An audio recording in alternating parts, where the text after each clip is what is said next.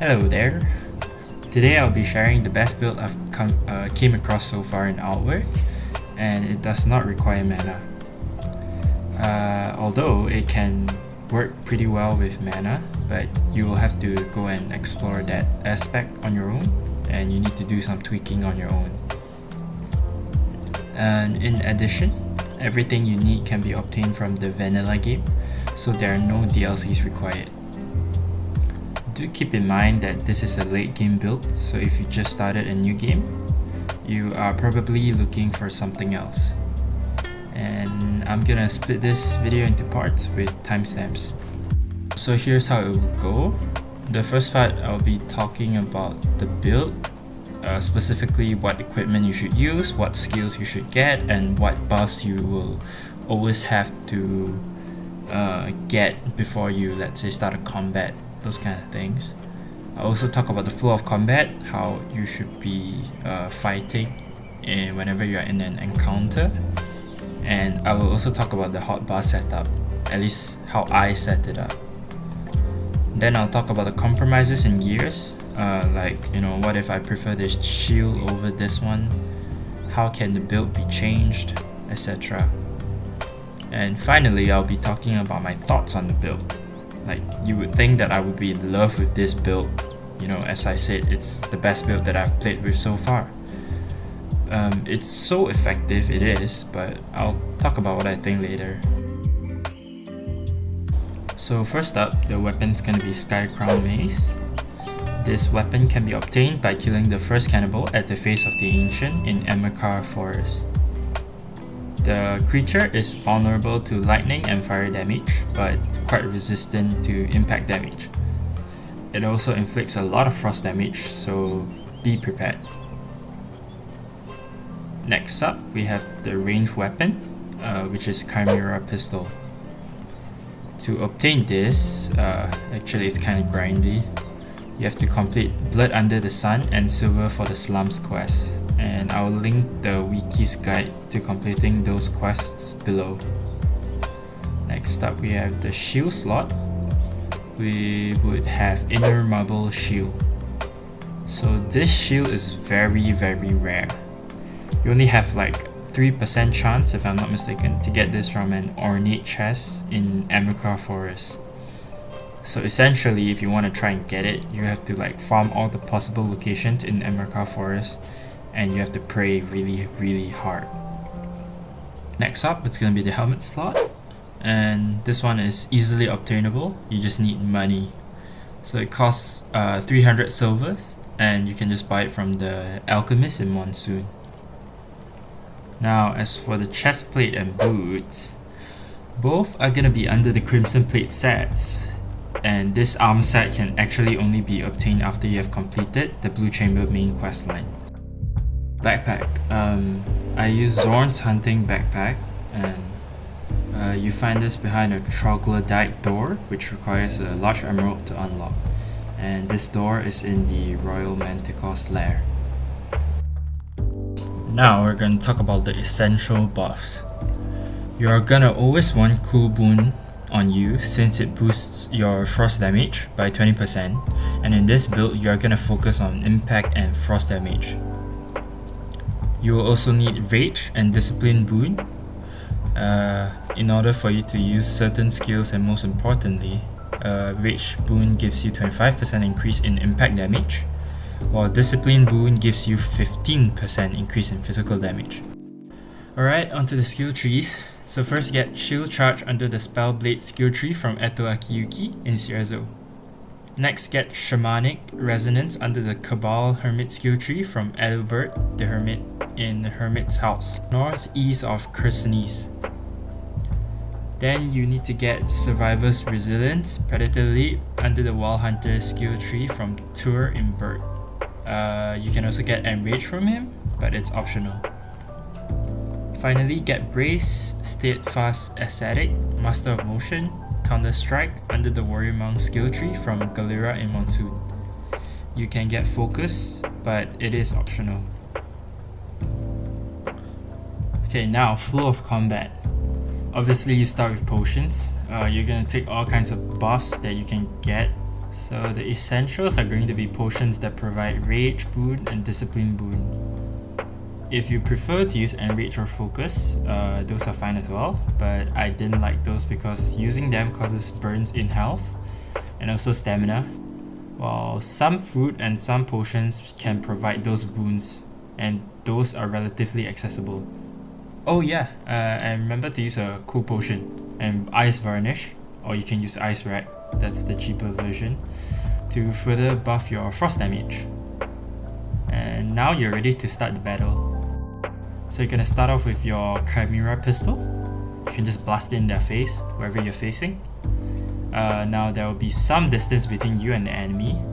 That's where you use shield charge, and you basically just switch your pistol to a shield, and then you use that, and you deal massive physical and impact damage to the enemy. Now the best part is, you obviously get to close the distance, so you're in melee range. If there's still some distance between the two of you, I don't know how that would happen. Usually it wouldn't. But you can always follow up with a Predator's Leap, which will also close distance because you kind of travel through a skill, and that also staggers the enemy a lot. It damages their impact bar, health bar, if you would call it that. Finally, you can just start whacking and whacking. Just mash your left click button. You can use any combos you like. I know there are certain combinations, you can find them on the wiki page. I myself didn't use any of them because I didn't feel like it was of any use. I could just use my left click all the time. I do use Brace and Counter Strike. I try to time it so that I can stagger the enemy even more. Okay, so now it's gonna be equipment alternatives, sorry. So as for compromises in equipment, I'm just gonna pick a few big ones that I think I should talk about, since some changes actually have like negligible effects, so it really doesn't matter. So the weapon will obviously always be Skycrown Mace, since this build is like based around that weapon itself, because its impact is so effective that it becomes an essential to the build. It also deals a lot of frost damage. Not really a lot, but like decent frost damage for you to be effective in combat. I mean, if you want to, the best you can do is like carry around another frost damage based weapon. I would recommend Brand, which lowers the enemy's frost resistance. So you can actually you go into battle and then you swing Brand Fist at the enemy, kind of debuffs them, then you switch to your Skycrown Mace. But personally, I don't bring around another melee weapon because I will probably have to set up another hotkey for that, or it's just extra weight when I can be looting other stuff. So to me, Skycrown Mace already does it all, so I don't really need another weapon. At least melee weapon. Now we're gonna move on to shield. So shield, really it does not matter. I chose the inner marble shield because when you use a shield charge, it inflicts confusion. But you can use any shield you want, it really plays a small part. You just need to use it to close distance. I don't really use it to block that often anyways. So really just pick any shield you want. If you don't want to carry one, if it's fine too. Do whatever you want. Pistol is also an essential because do not change it, just don't. It's really effective, the Chimera pistol. It's got high damage and it debuffs the enemy as well with this elemental vulnerability kind of debuff, and that increases all elemental damage. So if you're using Skycrown Mace, obviously you're gonna deal frost damage, and that's gonna increase the damage output. And the helmet, okay, I'm using the White Priest Mitre. You can change it to Crimson Plate face mask if you want to, but to me White Priest Mitre works better since I believe I have enough protection already, and it gives me various types of elemental resistance as compared to the Crimson Plate face mask. However, if you are perhaps facing a boss that is using frost damage, then you obviously know which helmet to go to, because you already know that it's gonna be frost damage. So you're obviously gonna go with the Crimson Plate face mask, which gives you more protection overall. Most of the time though, I think the White Priest Mitre is better. And lastly, the chest plate, which is the armor, and the boots, I think Crimson Plate, those are under the Crimson Plate set, and those are essentials. I wouldn't change them. I don't think the build will work properly if you change them. As for backpack, I only use Zorn's hunting backpack because I prefer that. It's got like 10% stamina reduction, so it made traveling and fighting easier for me. It's got decent carry weight as well, but otherwise you're just free to choose whatever backpack you prefer. Alright, we're nearing the end. Now I'm gonna talk about my opinion or my view on this build. So is the build effective? Yeah, it is, definitely. To me, it works really, really well. Is it fun though? After like, maybe 3 hours using this build, I just felt like it was kind of boring. I keep mentioning this, but you're gonna be button mashing all the time, just left clicking all the way. I've been using this build for some time, and if you have watched my previous boss fights videos, you would know that it's so OP that I just need to keep left clicking most of the time.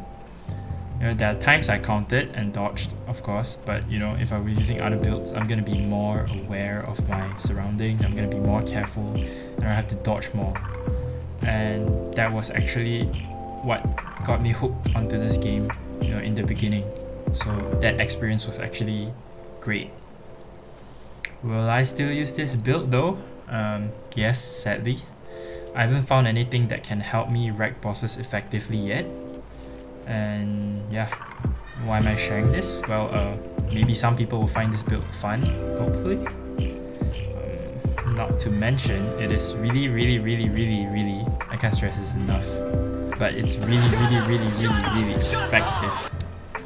So I thought this would actually help some people out there if they are struggling with certain boss fights. I hope this video helped you out and gave you a new perspective to the game, sorry. Everything here are based on my personal experience and opinion. So you can go ahead and try it, have fun with it, and you can change anything as you see fit. Okay, that wraps this up, so bye!